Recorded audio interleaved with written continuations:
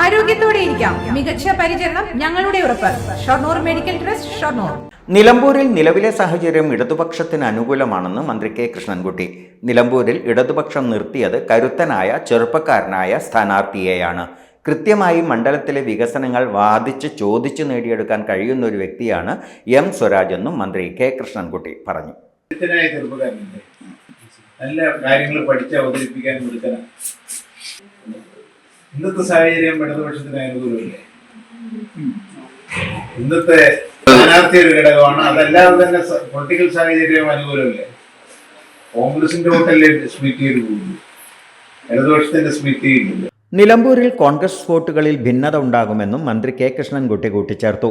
നിലമ്പൂരിൽ PV അൻവർ വിഷയം CPM-ന് ബാധിക്കില്ല. സംസ്ഥാന സർക്കാരിൻ്റെ വികസനങ്ങളാണ് ജനങ്ങൾ ഉറ്റുനോക്കുന്നതെന്നും മന്ത്രി കെ കൃഷ്ണൻകുട്ടി പറഞ്ഞു. നിലമ്പൂരിൻ്റെ മനസ്സറിയുന്ന നിലമ്പൂരുകാരനായ ഒരു വ്യക്തിയെ തന്നെ CPM സ്ഥാനാർത്ഥിയാക്കിയത് UDF-ന് വീണ്ടും ക്ഷീണം വരുത്തിയിട്ടുണ്ടാകുമെന്നും അദ്ദേഹം പറഞ്ഞു. പാലക്കാട്ട് മാധ്യമങ്ങളോട് സംസാരിക്കുകയായിരുന്നു അദ്ദേഹം.